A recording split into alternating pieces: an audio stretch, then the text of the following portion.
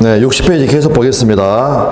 추정력의 범위 이렇게 되어 있습니다. 크게 나누면 물적 범위, 인적 범위 이렇게 나눕니다. 이제 물적 범위라는 것은 어떠한 것들이 추정이 되느냐 봐보시면 첫 번째 권리 귀속과 소멸. 지문 읽으면 됩니다. 소유권 이전 등기가 있으면 그 등기 명의자에게 소유권이 있다고 되는 것으로 추정된다. 다음은 이제 소유권 이전 등기에 대한 말소 등기가 이루어졌다면 그 소유권은 실체법상 소멸되어 더 이상 존재하지 않은 것으로 추정된다. 권리 소멸의 추정력. 그런데 원인 없이 부적법 말소된 등기, 즉 불법 말소된 등기에는 권리 소멸의 추정력이 인정돼서는 안 되겠죠. 따라서 소유권 이전 등기가 불법 말소된 경우 말소된 등기의 최종 명의인은 회복 등기가 격려되기 전이라도 적법한 권리자로 추정된다. 그래서 결국 시험에서는 이 권리 소멸의 추정력, 얘가 반복해서 출제가 됐다라는 거 봐두시면 되겠습니다. 다음 이제 원인과 절차의 적법. 첫 번째 원인 적법. 특정 부동산에 관한 등기는 특별한 사정이 없는 한 그 원인과 절차에서 적법하게 격려된 것으로 추정된다. 따라서 등기 명의는 증명 책임이 있다 없다? 없다. 그래서 증명 책임이 없는 또는 증명 책임을 부담하지 않는 등기 명의인이 등기 원인행위의 태양이나 과정을 다소 다르게 주장한다고 해서 이것만으로 추정력이 깨어지는 것은 아니다라는 것. 단골 지문입니다. 다음 절차적법. 소유권 이전 등기가 된 경우 특별한 사정이 없는 한 이전 등기에 필요한 적법한 절차를 거친 것으로 추정된다라는 거 봐두시면 되겠고, 그 다음에 우측의 지문이 3년 연속 출제가 되었습니다. 자, 무슨 말이냐면 갑이요 을에게 대리권을 안 줬는데 무권 대리란 말이죠. 을이 대리권도 없는데 가가지고 갑을 대리를 해서 갑의 대리입니다 라고 해가지고 병하고 1억 원의 매매계약을 체결하였다. 그러면 이 매매계약은 본인이 이를 추인하지 않는 한 본인에 대하여 효력이 없다. 뒤집어서 추인하면 유효가 된다. 그래서 우리가 유동적 무효다라고 이야기를 하였습니다. 그런데 지금 여기서 말하고자 하는 건 뭐냐면요, 이 매매를 원인으로 해가지고 만약 갑에서 병 앞으로 소유권 이전 등기가 격려가 되었다면 추정력 인정이 됩니다. 등기가 되었으니까. 무슨 말 하시겠나요? 아까 말한 건 이거는 지금 사실관계가 애가 을이 무권 대리라는 게 다 밝혀진 것을 이야기를 하는 거고, 지금 여기서 병 앞으로 소유권 이전기가 되었는데 을에게 대리권이 있었냐 없었냐가 만약에 법정에서 다투어진다라고 가정을 해보십시오. 방금 전에 제가 말했던 건 이게 밝혀진 걸 전제로 이야기를 한 거고, 그러면 그 경우에 증명 책임은 병이 부담한다, 갑이 부담한다? 갑이. 되셨나요? 등기 명의는 증명 책임을 부담한다 안 한다? 안 한다라는 겁니다. 자, 그래서 봐보십시오. 대리에 의한 매매계약을 원인으로 소유권 이전 등기가 이루어진 경우 절차에 있어서 적법하게 격려된 것으로 추정이 되니까 여기도 기출이고요. 대리권의 존재가 추정이 됩니다. 그러므로 반대사실, 부존재를 증명을 해야 되는 겁니다. 즉, 등기가 원인 무효임을 이유로 그 말소를 구하는 전 등기 명의인, 즉 본인이 그 반대사실, 즉 그 제3자에게 전 등기 명의인을 대리할 권한이 없었다는 등의 무효 사실에 대한 증명 책임을 진다라는 것. 이해되셨습니까? 그냥 간단합니다. 대리권의 존재가 추정이 됩니다. 그러므로 반대 사실인 부존재. 대리권이 부존재하면 그게 무권 대리죠. 무효니까. 무효 사실. 무권 대리라는 사실 또는 무효 사실. 이런 거. 요 부분을 누가 증명 책임을 부담한다? 전 등기 명의인 갑이.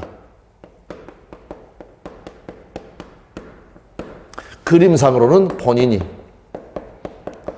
그래서 이 부분이 자주 출제가 됐으니까 이해를 하시면 됩니다.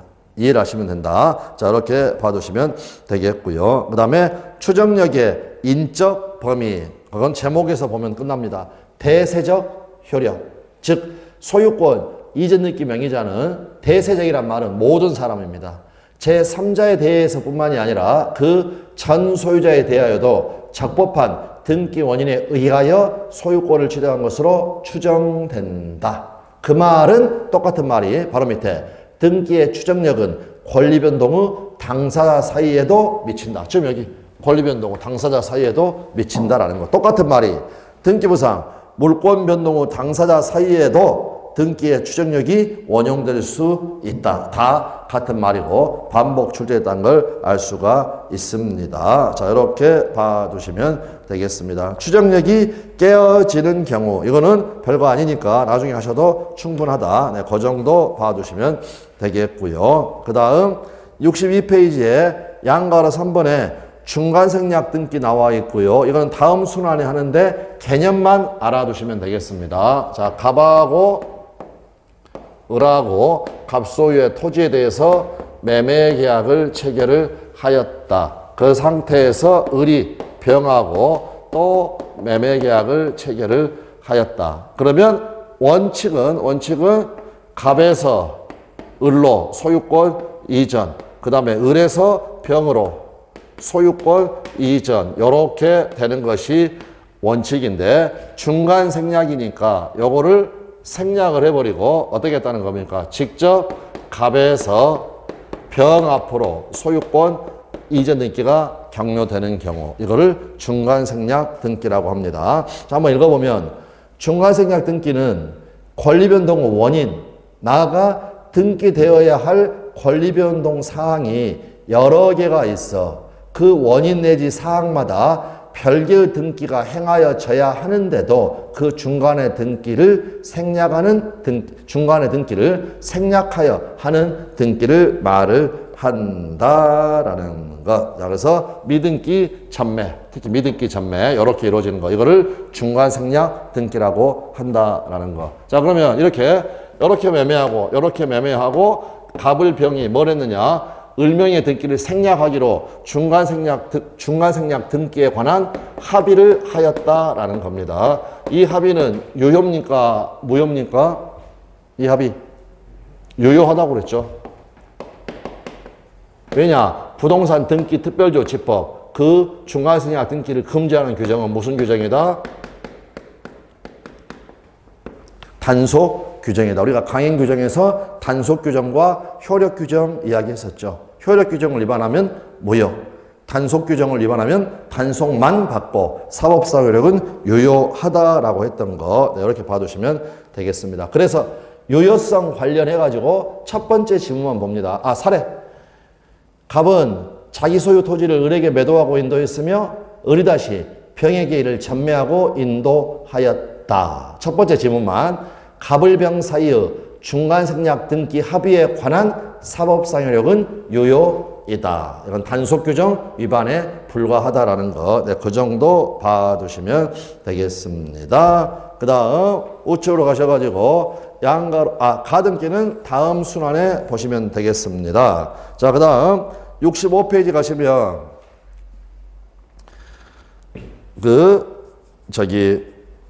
판례와 판례 사이에 양가로 5번에 등기 청구권 이렇게 나와 있습니다. 이것도 개념만 살피면 되겠습니다.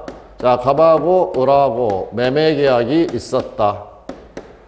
그러면 을은 매매를 원인으로 해가지고 갑에게 소유권 이전 등기를 청구할 수 있죠. 소유권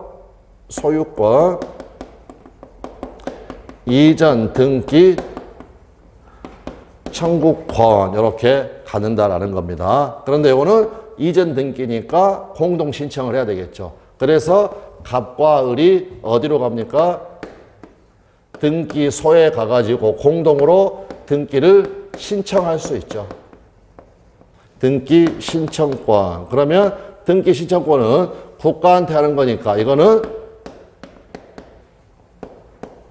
공법상의 권리가 되겠고, 그 다음에 이거는 매매계약에 따라서 을이 갑에게 이 소유권 이전 등기 절차에 협력할 것을 청구하는 권리니까 사법상의 권리가 되겠죠. 사법상의 권리, 그것만 봐두시면 되겠습니다. 의 보시면 등기 청구권은 등기 권리자가 등기 의무자에게 등기 절차에 협력하도록 청구할 수 있는 사법상의 권리이고, 등기 신청권은 등기 권리자와 등기 의무자가 함께 국가에 등기를 신청하는 공법상의 권리이다. 즉, 등기 청구권과 등기 신청권은 동일한 내용의 권리가 아니다. 하나는 사법상의 권리, 하나는 공법상의 권리, 이렇게 봐두시면 되겠습니다. 그리고 여기에서 지금 뭘 하나를 볼 거냐면 쭉 아래로 내려오면은요, 제일 밑에 보시면 양도 관련해가지고 그 옆에가 450조 조문 나와 있죠.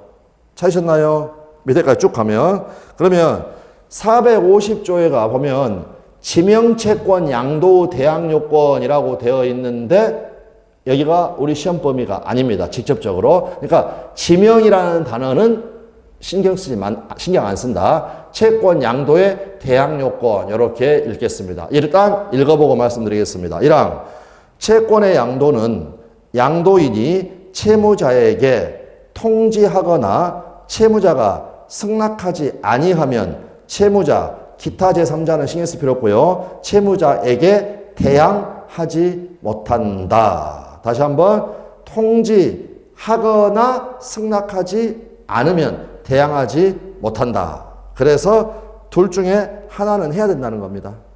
통지 또는 승낙. 다시 한번 450조의 제목을 다시 한번 봐보십시오. 채권 양도의 대항 요건입니다. 채권 양도 대항 요건. 그런데 다시 한번 아까도 말씀드렸지만 여기가 우리 시험 범위가 아닌데 여기와 관련된 중요한 판례들이 있어가지고 기본 개념을 알아둬야 된다는 겁니다. 자, 갑하고 을하고 1억 원의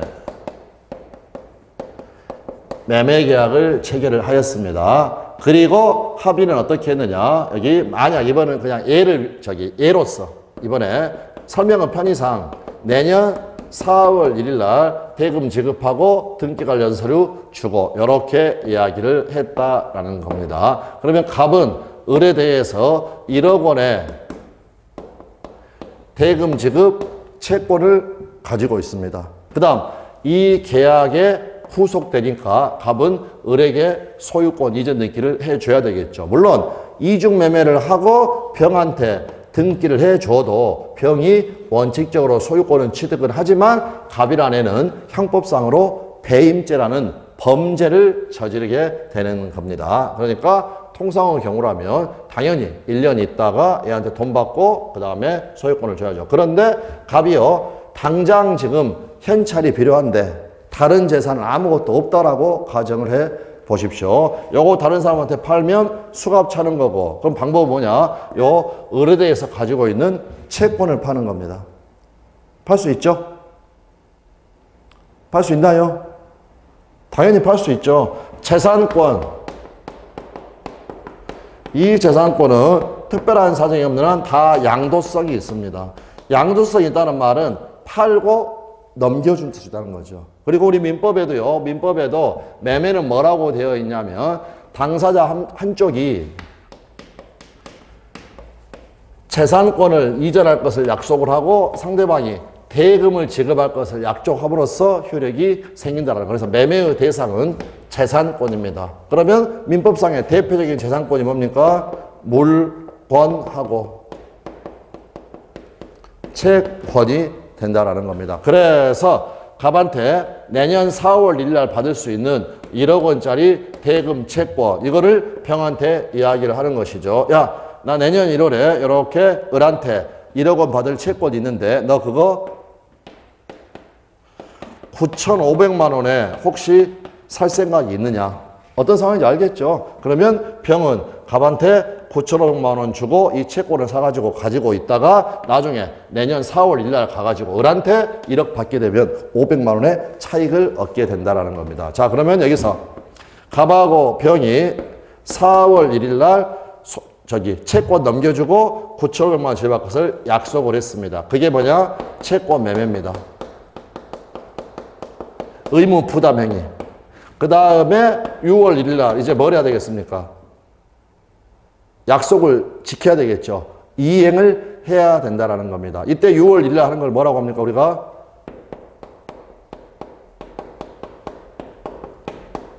채권 양도. 아무것도 아닙니다. 물건 팔았으면 4월 1일 날 매매 계약하고 6월 1일 날 얘들이 뭐 하는 거냐? 소유권 양도. 양도라는 것은 이처럼 계약으로, 합의로 그 권리자를 바꾸는 겁니다. 다시 말해서 직접 넘겨주는 것이죠. 그러면 이 채권 양도는 어디에 속했느냐? 법률행위에 속했습니다. 법률행위 중에서 의무부담행위입니까? 처분행위입니까? 처분행위. 처분행위 중에서 물권행위입니까? 준물권행위입니까? 준물권행위. 무슨 말인지 아시겠죠? 네, 그거를 이야기를 한다라는 겁니다. 그런데 한번 생각해 보십시오. 둘 간에 지금 채권 매매 계약을 하고 그에 따라서 채권을 넘겨줬습니다. 넘겨줬다. 그 다음에 갑은 9,500만 원 받았고요. 그런데 병이 와가지고요. 을한테 내년 4월 1일이 돼가지고 을한테 와가지고 야, 나한테 요거 1억 원 달라라고 하면 을의 입장에서는 어떻습니까? 황당하죠. 자기가 매매 계약을 한 사람은 지금 상대방이 지금 갑이다라는 겁니다. 그래서 방금 봤지만 채권의 양도는 채무자한테 통지 또는 채무자의 승낙 이것이 없으면 대항하지 못한다라는 겁니다. 그러니까 결국 대금 채권에서 채무자는 을이 되겠죠. 그러니까 을한테 뭘 알려주냐면 채권을 양도했다는 요 사실을 알려주는 것. 이걸 뭐라고 합니까? 채권 양도의 통지. 되셨나요? 우리 사이에 채권 넘겼다라는 사실을 알려주는 것. 이거를 채권 양도의 통지라고 한다. 각종의 통지는 뭐라고 그랬습니까? 우리가 관념의 통지. 관념의 통지는 법률행위입니까? 준법률행위입니까? 준법률행위.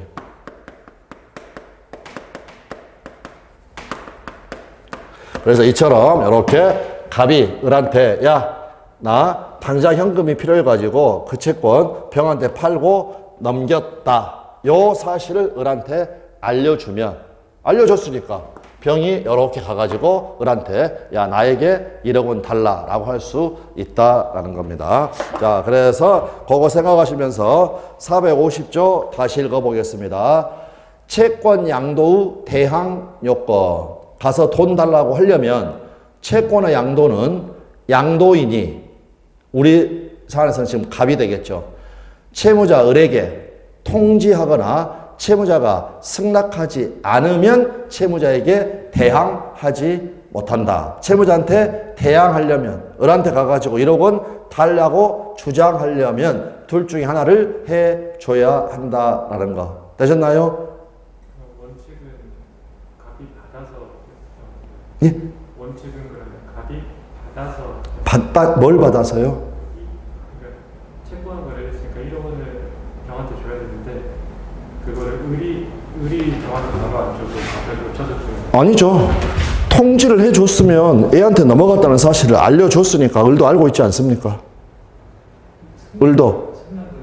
아니, 둘 중에 하나만 하면 된다니까요. 통지하거나 승낙. 통지하거나. 아, 질문 잘하셨습니다. 그러면 자, 둘 중에 하나만 해도 대항력이 생기는데 여러분 같으면 통지하겠습니까? 아니면 승낙받으러 가겠습니까? 통지하죠. 이거는 아쉬운 소리를 해야 되니까. 그래서 결국 방금 질문 잘하셨습니다. 99%는 다 뭘로 끝나버릴 것 같습니까? 통지로. 승낙하려면 아쉬운 소리 해야 되니까. 아쉬운 소리 해야 되니까. 둘 중에, 그러니까 여기가 지금 포인트입니다. 나중에 그 시험에 자주 나왔던 걸로 연결되는 게 지금 첫 번째 포인트가 뭐냐면 둘 중에 하나입니다. 통지하거나 승낙. 통지하거나 승낙. 되셨나요? 예. 그러니까 통지로 해결하는 게 대부분이라는 거. 네, 그렇게 봐두시면 되겠습니다. 그 밑에 내용은 지금 안 보셔도 상관없습니다. 상관없다. 자, 그 다음에 66페이지에 가시게 되면 66페이지 넘어가시고 밑에 세 번째 표 바로 위에 보시면 제5절 해가지고 제목이 물권의 소멸이라고 되어 있습니다.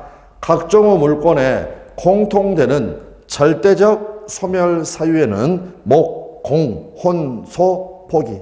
목, 목적물의 멸실. 공, 공용, 징수. 혼은 혼동. 소는 소멸시의 완성. 그 다음에 포기. 무슨 말인지 아시겠죠? 그래서 자연스럽게 그를 반복을 해가지고 목공, 혼소, 포기, 목공, 혼소, 포기 네, 이렇게 읽어주시면 되겠습니다. 그래서 거기 요약서 1페이지에 보시면 요약서 1페이지요. 지금 우리 요약서 보고 있죠?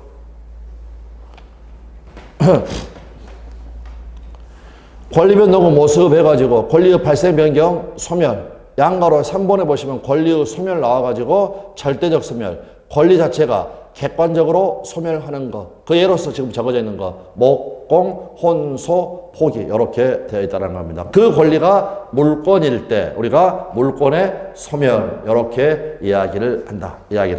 네, 그렇게 봐두시면 되겠습니다. 자, 그래서 이제 양가로 이번에 소멸 사유 해가지고요.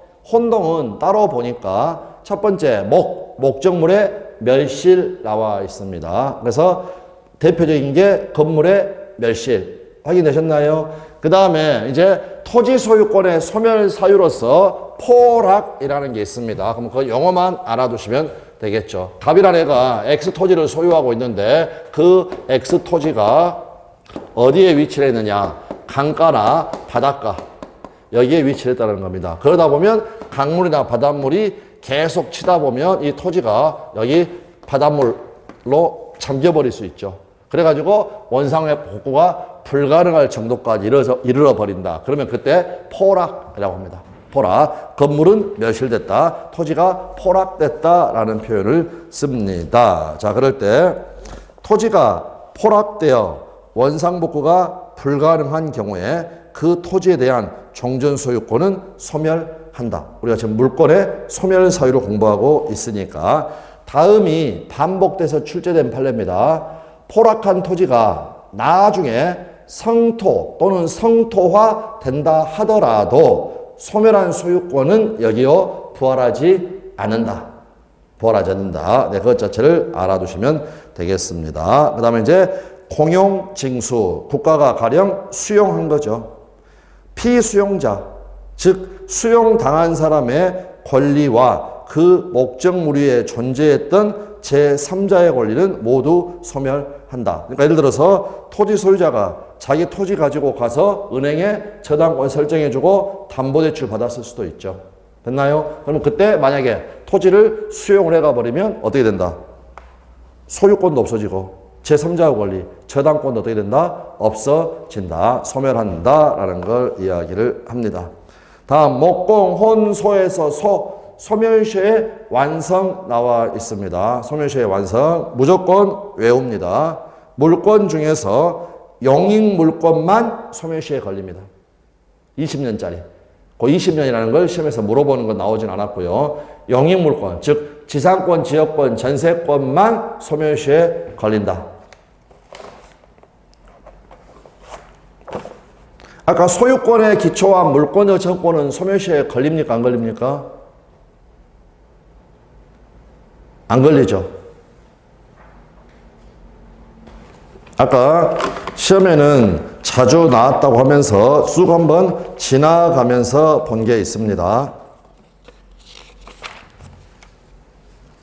거기 57페이지 물권적 청구권 제일 하단 소멸시효 해가지고 용익물권만 소멸시효에 걸리니까 소유권은 소멸시효에 걸린다 안 걸린다? 안 걸리니까 소유권에 기초한 물권적 청구권이라는 것도 소멸시효에 걸릴 수 없다. 이런 식으로 봐두시면 된다라는 겁니다. 그래서 지금 가장 기본적인 것들 체크되는 것들은 반드시 기억될 수 있도록 의식을 하고 있어야 됩니다. 자, 우측으로 가셔가지고 물권의 폭이 나와 있습니다. 그러면 방금 우리가 물권의 절대적 소멸 사유에서 여러분이 시각적으로 지금 제가 하고 있는 거 목, 공, 혼, 소, 여, 사선. 왜 걷는가? 2층에는 몇 명 산다? 2명. 지금 우리는 권리 변동 중에서 물권의 소멸, 이 물권의 소멸, 원인, 이걸 우리가 뭐라고 하느냐? 법률 요건이라고 한다. 법률 요건. 2층, 1층, 2층, 3층 있었죠? 소멸의 원인, 이거를 법률 요건이라고 한다. 여기 2층이니까 2층에는 2명 산다. 누구하고 누구? 법률 규정하고 법률 행위. 그럴 때 여기 적어져 있는 것들이 법률 규정. 여기가 법률 행위. 이걸 나눈 겁니다. 무슨 말 아시겠나요? 그러므로 여기 법률 행위로 인한 물권 변동, 득실 변경은 등기하여야 그 효력이 생긴다. 그래서 이 경우는 186조에 따라서 등기가 필요하다라는 것. 아주 중요합니다. 수험사. 그리고 해당 판례 사안으로는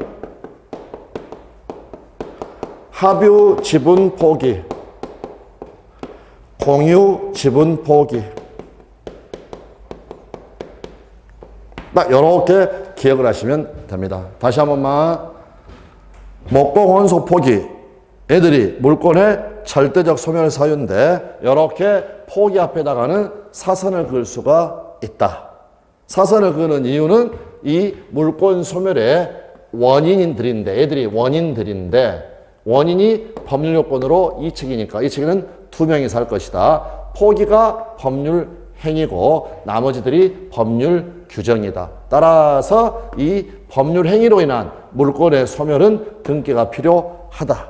그랬고 해당 판례 사안은 합유 지분 포기, 공유 지분 포기 봐두시면 되겠습니다. 자, 그래서 첫 번째 지문. 물권의 포기란 물권을 소멸시킬 것을 목적으로 하는 물권적 단독행위이다. 단독행위가 바로 법률행위죠. 법률행위 소개가 단독행위와 계약으로 구별할 수가 있으니까. 그러므로 합유지분 포기에 따른 물권 변동은 합유지분권의 포기라고 하는 법률 행위에 의한 것이므로 등기하여야 효력이 있다. 같은 취지. 계속 반복해서 나왔고 작년에도 나왔습니다. 공유지분의 포기는 법률행위로서 상대방 있는 단독행위에 해당하므로 우리가 상대방 없는 단독행위에서 유제포에서 포는 뭐라고 그랬나요? 소유권의 포기라고 그랬죠. 근데 포하고 구별하라고 그랬죠. 취득시효 이익의 포기. 그 다음에 지금 나와 있는 공유 지분의 포기는 상대방 있는 단독행위라는 거. 이제 벌써부터 민법 총칙에서 했던 것들이 지금 반복되고 있습니다. 앞으로 이제 끊임없는 반복 과정인데 내가 얼만큼 복습을 해가지고 그게 기억이 나는지 그거를 항상 기억을 하셔야 됩니다. 그렇지 않으면 지나가면 또 까먹고 지나가면 또 까먹고 그러면 결국 자기 것이 안 된다. 자기 것이 안 된다. 네, 그거를 이야기를 하고요. 자, 앞에 가가지고 거기 확인해 보겠습니다. 3페이지 가보시면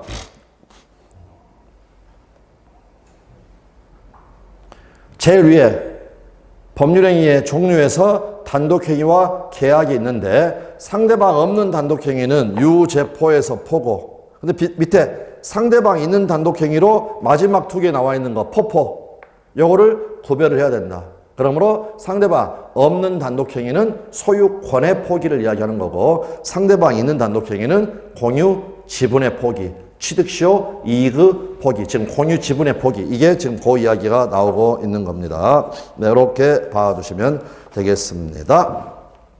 이 정도 봐두시면 되겠습니다. 이 정도. 그 다음에 혼동은 개념만 설명드리고요. 개념만 설명드리고 그 다음에 내용 자체는 다음 순환에 보도록 하겠습니다.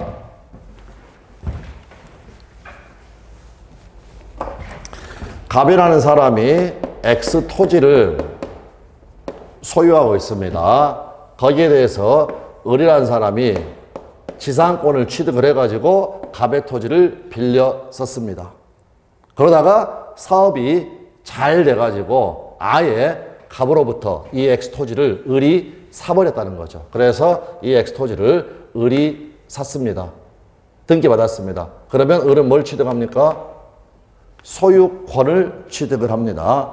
그러면 이 지상권은 존속시킬 필요가 있겠습니까? 없겠습니까? 없겠죠. 두 가지로 생각을 해봅니다. 하나는요, 그림으로 생각을 해보면 원래 을이란에는 이 토지의 여기죠. 여기 사용, 수익권 등 사용가치를 지배하고 있었던 사람이 소유권, 완전한 동그라미를 취득을 했으니까 얘는 요 속으로 쏙 들어가 가지고 없애버리면 된다라는 거. 이거를 혼동 이렇게 이야기를 합니다. 자, 그래서 그 개념만 일단 봐두시면 되겠습니다. 191조 혼동으로 인한 물권의 소멸 1항 동일한 물건에 대한 지금 X 토지를 생각하십시오. 소유권과 다른 물건이 저는 지금 지상권을 예로 들었습니다. 동일한 사람에게 귀속하였다. 이해되셨나요? 그러면 다른 물권, 즉 뒤에 적어져 있는 거 지상권 어떻게 된다? 존속시킬 필요가 없다라는 겁니다. 소멸한다라는 거. 네, 그렇게 봐주시면 되겠습니다. 방금 1번에 의 보시면 서로 대립하는 두 개의 법률상의 지위 또는 자격이 빌려 쓰는 사람, 빌려 주는 사람 이런 자격이 동일인에게 귀속되는 것을 말을 한다. 이러한 경우에 양지위를 모두 존속시키는 것은 무의미하므로 어느 한 지위를 다른 한 지위에 흡수시켜 소멸하게 하는 것이다. 이걸 외우려고 할 필요는 없습니다. 그 그림으로 방금 제가 말씀드렸던 그래서 여기에 쏙 집어넣어가지고 요거는 소멸시켜 버리는 것. 이거를 혼동이라고 한다. 네, 그렇게 봐두시면 되겠습니다. 자, 그 정도 보시면 됩니다. 다음 69페이지 가셔가지고요.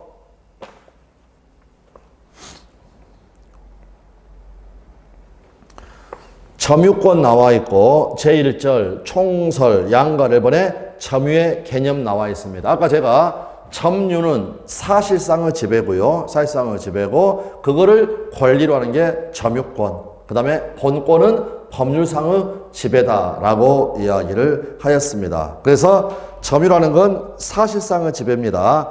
점유는 사회관념상 물건을 사실상 지배하고 있는 객관적 관계이다 라고 판례가 이야기를 합니다. 자, 그럼 만약 여기 그림 그렸으니까요. 자, 이제 이거 혼동은 지워버리고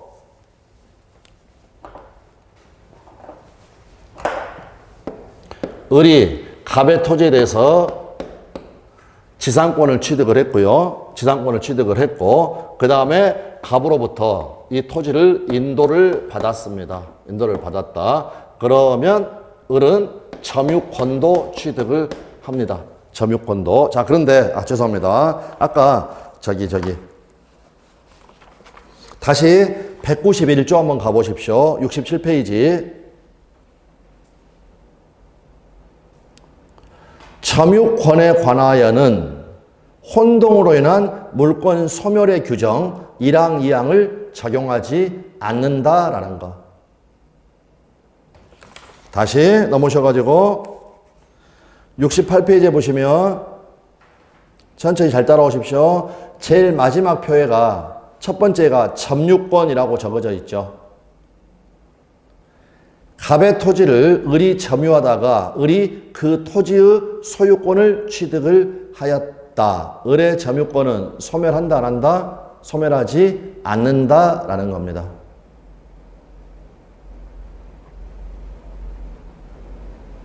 확인되셨나요? 그래서 보십시오. 아까도 그림을 그렸지만 점유권은 사실상, 점유는 사실상의 지배고, 여기에 대립되는 개념이 본권으로서 법률상의 지배를 이야기를 하는데, 요 두 개는 존재의 차원을 아예 달리하는 전혀 별개의 물건들입니다. 별개의 물건들. 그 말은 요 두 개는 당연히 병존할 수 있다라는 겁니다. 그러니까 뭔 말을 이야기하는 거냐? 을이 지상권을 취득을 해가지고 이 토지를 인도를 받게 되면은요, 을은 본권으로서 지상권도 가지고 있지만 이 토지를 이제 사실상 지배하고 있으니까 뭐도 가지고 있나요? 점유권도 가지고 있다라는 겁니다. 자, 그리고 만약에 이 지상권의 존속기간이 다 끝났습니다. 존속기간이 끝났다. 그러면 존속기간이 끝났으니까 을은 지상권은 소멸했겠죠. 그러나 을이 사실상 지배를 계속하고 있으니까 점유권은 여전히 있다는 겁니다. 완전 별도로 따로따로 파악을 해야 된다는 겁니다. 그래서 바로 그 밑에 본권의 소멸, 사실상의 지배가 계속되는 한 점유할 권리의 소멸로 점유권이 소멸하지는 않는다. 되셨나요? 그리고 그 예로서는 마지막에다가 제가 방금 봤던 것처럼 지상권의 존속기간 만료, 지상권 존속기간 만료. 네, 요거를 이렇게 그 예로 적어두면 되겠습니다. 지금 여기 이해됐습니까? 존속기간이 다 끝나가지고 지상권이라는 본권은 없어졌지만 을이 계속해서 이 토지를 사실상 지배하고 있다면 을에게는 뭐는 있다? 점유권은 있다라는 것. 이렇게 봐두시면 되겠습니다. 자, 그랬고 이제 다시 한 번만 점유에 관념하라는 말을 보기 전에 사실상의 지배, 그러니까 점유권이란 거 뭐냐면은